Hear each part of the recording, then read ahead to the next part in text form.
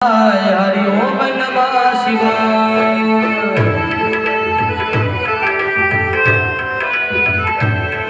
अरे गावो गावो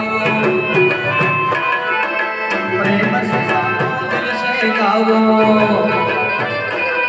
सब मिलकर गावो हरि ओम नमः शिवाय।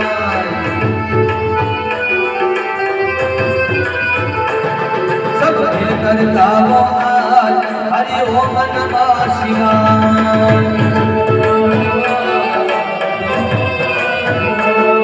अरे नाना बोले मोटा बोले, नाना बोले मोटा बोले, सब मिलकर बोले हरि ओम नमः शिवाय।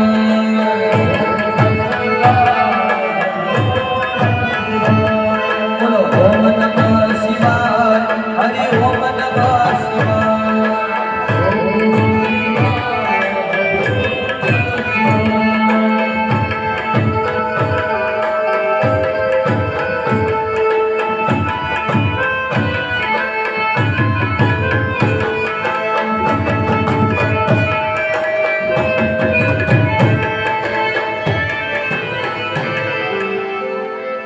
આજે શિવ અને પાર્વતીના વિવાહ થયા છે, શિવ અને પાર્વતીના લગ્ન થયા છે, તો પછી ધૂન આમ બેસી ન બોલાય.